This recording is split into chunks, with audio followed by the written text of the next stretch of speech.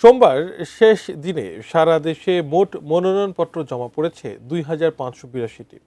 যদিও সব মিলিয়ে ৩০০ আসনে মোট ৩,৪০৭টি মনোনয়নপত্র তোলা হয়েছিল। তবে রাজধানীতে সময়মতো উপস্থিত হতে না পারায় অনেকে ফরম জমা দিতে পারেননি। ত্রয়োদশ জাতীয় সংসদ নির্বাচনের মনোনয়নপত্র তোলা ও জমা দেওয়ার শেষ দিন ছিল সোমবার।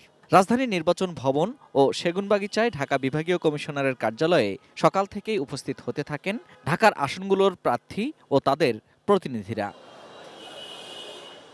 আচরণবিধিতে সর্বোচ্চ ৫ জন উপস্থিত হওয়ার কথা থাকলেও অনেককেই সেটা মানতে দেখা যায়নি। মনোনয়নপত্র জমা দিতে কর্মী সমর্থক বেষ্টিত হয়েই উপস্থিত হন প্রার্থীদের অনেকেই। বিশ্বমানের থার্মিক্স রড, সালাম স্টিল থার্মিক্স, দেশের একমাত্র থার্মিক্স রড। বেলা ১১টার পর ঢাকা বিভাগীয় কমিশনারের অফিসে ঢাকা ১৭ আসন থেকে বিএনপির ভারপ্রাপ্ত চেয়ারম্যান তারেক রহমানের পক্ষে মনোনয়নপত্র জমা দিতে আসেন তার নির্বাচনের প্রধান সমন্বয়ক আব্দুস সালাম। দেশ যে একটা সংকটের মধ্যে পড়ে আছে, এই সংকট থেকে উত্তরণ ঘটানোতে উনি সচেষ্ট হবেন। দুপুরে রাজধানীর আগারগাঁওয়ে নির্বাচন ভবনে জামায়াতে ইসলামীর আমির ডাক্তার শফিকুর রহমানের পক্ষে মনোনয়নপত্র জমা দেন দলটির সহকারী সেক্রেটারি জেনারেল মাওলানা আব্দুল হালিম। ঐক্যবদ্ধ বাংলাদেশ গড়ার জন্য ডাক্তার শফিকুর রহমানের স্বপ্ন, আমরা সে লক্ষ্যে কাজ করে যাব। এদিন জাতীয় নাগরিক পার্টি এনসিপির মুখ্য আহ্বায়ক নাহিদ ইসলামের পক্ষে ঢাকা ১১ আসনে এবং মুখ্য সমন্বয়ক নাসিরুদ্দিন পাটোয়ারি ঢাকা ৮ আসনে মনোনয়নপত্র জমা দেন। মনোনয়নপত্র জমা দেন এনসিপি থেকে সদ্য পদত্যাগ করা তাসনিম জারাও। যেমন আমি কিন্তু শহীদ হওয়ার তামান্না নিয়ে এখানে এসেছি এবং আমি আগেও বলেছি আমি মৃত্যুকে ভয় পাই না।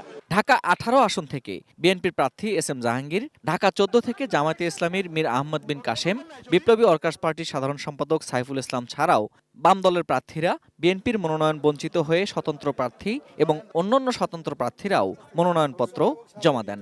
হাদির হত্যাকাণ্ড থেকে শুরু করে যা সব অরাজকতা চলছে, তাতে শুধু মোহাম্মদপুর না, দেশের প্রত্যেকটা জায়গায় চ্যালেঞ্জের জায়গা। কাঁধে কাঁধ মিলিয়ে হাতে হাত মিলিয়ে নতুন বাংলাদেশ গড়ার জন্য মাঠে নেমে পড়া। একটা ভালোবাসা নিয়ে আমরা এখানে নির্বাচনের যে বৈতরণী, সেই বৈতরণী সফলভাবে আমরা পার হতে পারব এবং নতুন বাংলাদেশ গড়ার যে আকাঙ্ক্ষা, সেই আকাঙ্ক্ষা বাস্তবায়িত হবে। জাতীয় পার্টির প্রার্থীরাও জমা দিয়েছেন মনোনয়নপত্র। আমরা লাঙ্গল প্রার্থী হিসেবে আমরা ভোট করব।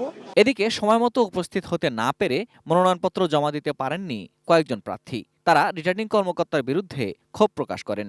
আমার দলকে ঘুচিয়ে আসতে 2 মিনিট লেট হয়েছে। আমার তাদের বিহেভটা অত্যন্ত দুঃখজনক বিহেভ। জমা দেওয়া ফরমগুলোতে ত্রুটি বিচ্যুতি আছে কিনা তা খতিয়ে দেখে আগামী ৩ জানুয়ারি প্রতীক বরাদ্দের কথা জানিয়েছেন ঢাকার রিটার্নিং কর্মকর্তা। যদি না দিতে 5টার ভিতরে আসলে না পারার কোনো কারণ নেই। তারপরে যদি কারো গ্রিভেন্স থাকে সেটা নির্বাচন কমিশনের নজরে আনতে পারে।